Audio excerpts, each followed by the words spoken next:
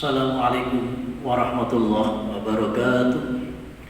Anak-anakku semua, gimana keadaan kamu di rumah pagi ini? Baik-baik saja kan? Alhamdulillah. Kali ini kita ketemu lagi dengan Bapak Imron, yaitu dalam mata pelajaran Quran Hadis, di mana pada pagi ini kita sudah masuk pada putaran yang kelima. Dalam putaran kelima ini kita akan membicarakan tentang menggapai ridha Allah Subhanahu wa ta'ala dengan sikap dermawan dan menghindari kikir. Namun sebelum itu anak-anakku semua, mari kita buka dulu pertemuan kita kali ini dengan membaca surat Al-Fatihah. Mudah-mudahan pembelajaran kita senantiasa mendapat peridho dari Allah. Senantiasa anak-anakku diberi kesehatan lahir dan batin, diberi kecukupan rezeki dunia dan akhirat, dan tetap semangat dalam belajar sehingga menjadi anak yang soleh dan salihah, tercapai apa yang dicita-citakan. Al-Niyah Al-Fatihah.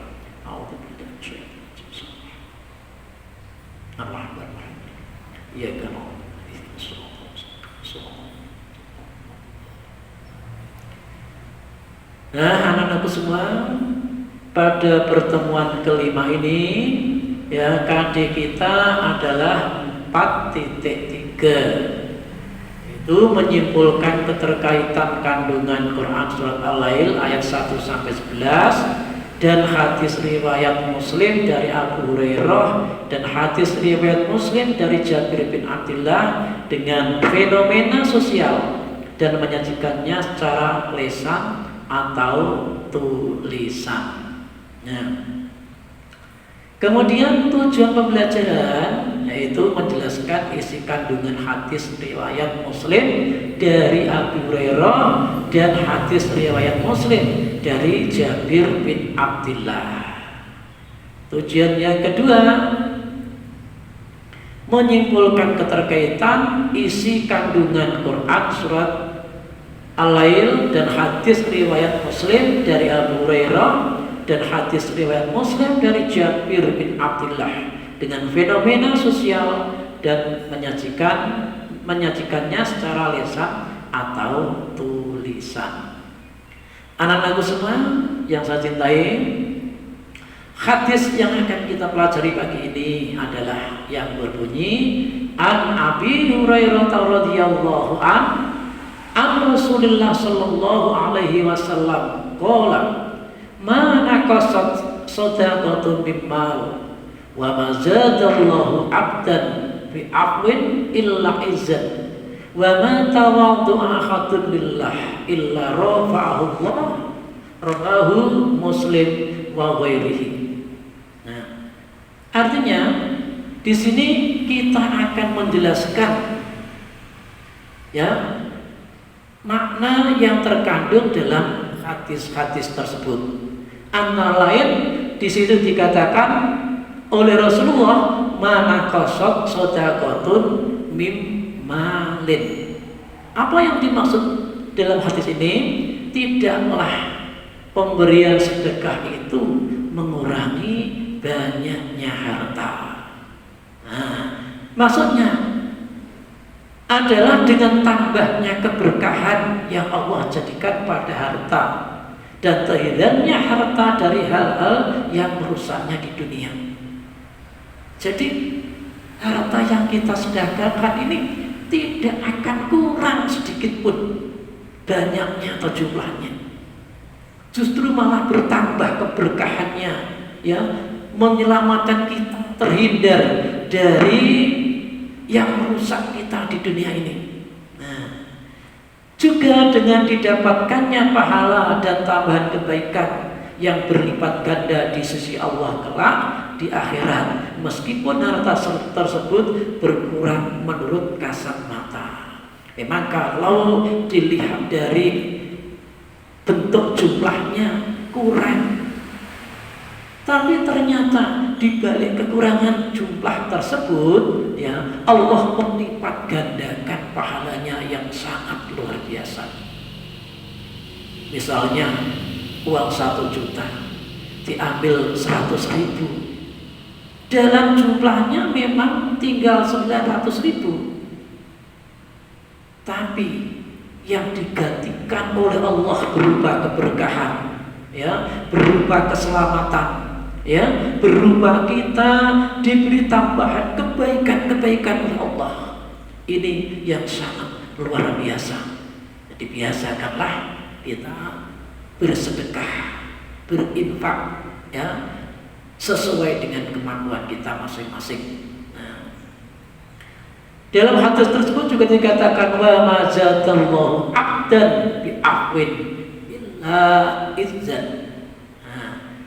Artinya, dan tidaklah Allah menambah bagi seseorang akan sifat pengampunannya, melainkan ia akan bertambah pula kemuliaannya.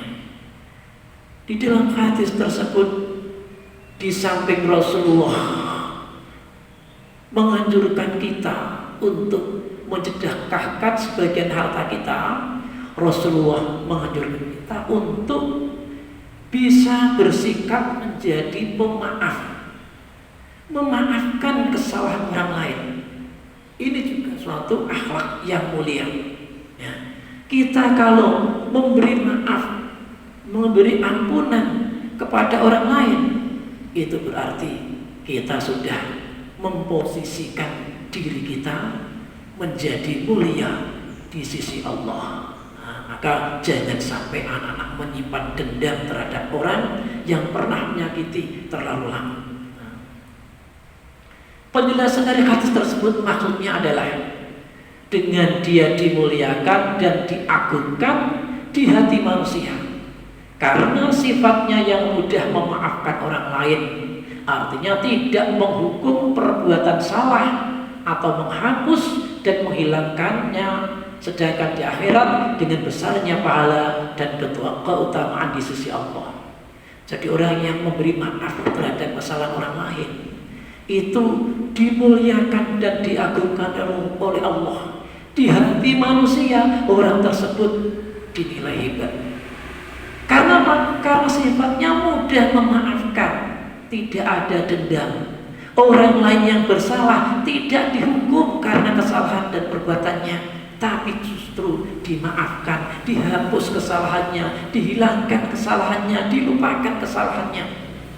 Sedangkan di akhirat dia mendapat besarnya pahala, yaitu keutamaan di sisi Allah.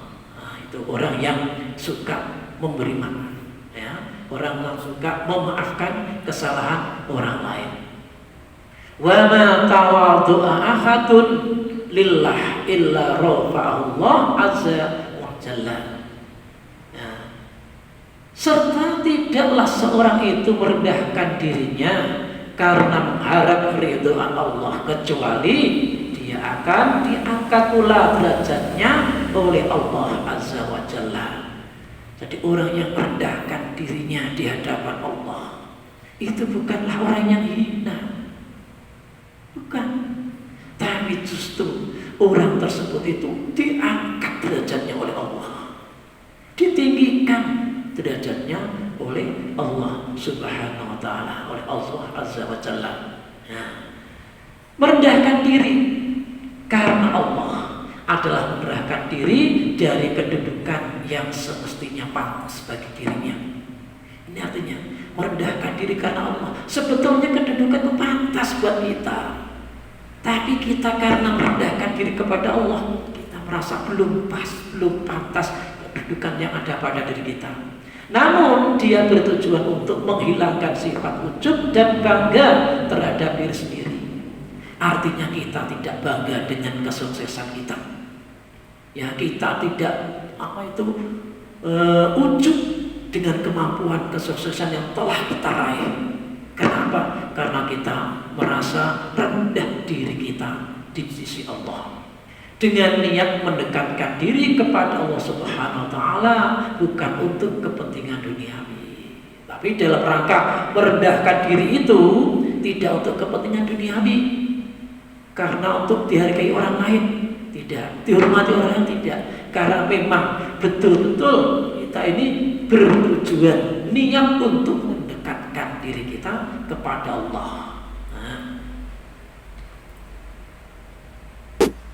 Kemudian hadis yang kedua, An Jabir bin Abdillah anna Rasulullah sallallahu alaihi wasallam qala ittaqu dzulma fa inna dzulma dzulmatun yaumal qiyamah wattaqu sukha fa inna sukha ahlaka man kana qablakum hamalahum ala ansafahu dima'ahum wastahallu maharimahum. Rawahul Muslim.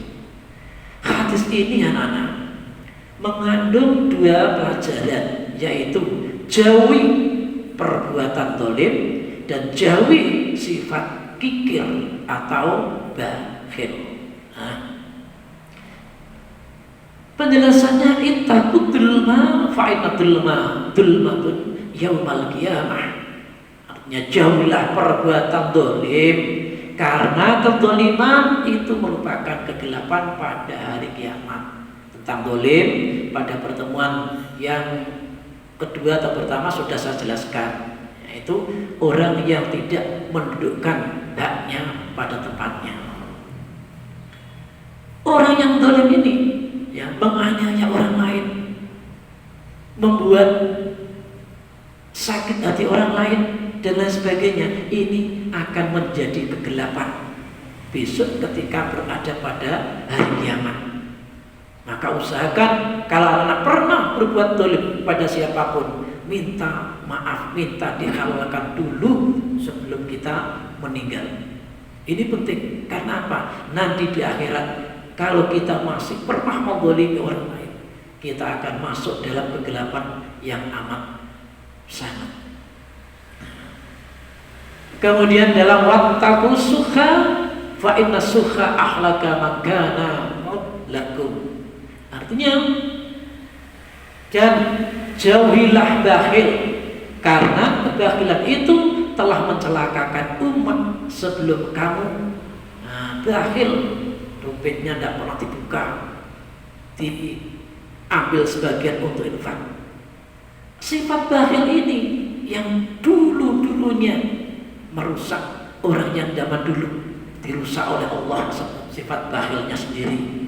Orang-orang yang zaman dulu dia itu mencelakakan orang lain, ya, rela menumpahkan darah orang lain. Karena apa? Karena hanya untuk mempertahankan harta bendanya, sifat bakhilnya tersebut. Maka orang yang bakhil, orang yang tetap dalam kebakhilan ini akan dicelakakan oleh Allah, sebagaimana Allah mencelakakan orang-orang bakhil sebelum kita. Hamalahum ansafaqu dima'ahum wastahallu maharimahum, yang menyebabkan mereka menumpahkan darah dan menghalalkan yang diharamkan. Sebab bakhil itulah dia merasa darah orang lain halal, dia merasa yang haram tidak ada, semua halal. Ini kenapa? Karena sifat bakhil yang sudah mendominasi, sudah menguasai jiwa seseorang. Akhirnya ini hamalahum ala safaqu dima'ahum wastahallu maharimahum. Dia tidak peduli halal dan haram, dan dia tidak mau melihat orang lain menjadi susah. Ini yang dilakukan oleh orang-orang yang melakukan kebakhilan, ya, dia tega mengalirkan darah orang lain dan dia menghalalkan apa yang sudah diharamkan oleh Allah Subhanahu wa taala. Anak-anakku semua, kiranya pertemuan kita pagi ini sampai di sini dulu. Mudah-mudahan apa yang saya sampaikan dapat diterima dengan baik, menjadi ilmu yang bermanfaat dunia dan akhirat, dan membawa berkah dalam kehidupan anak-anak nanti di masa depan. Untuk itu jangan lupa saya ingatkan, di akhir tayangan video ini ada tugas yang harus anak-anak kerjakan, ya. Nanti dikerjakan di Google Form. Untuk itu mari kita tutup bersama dengan bacaan hamdalah pertemuan pagi ini.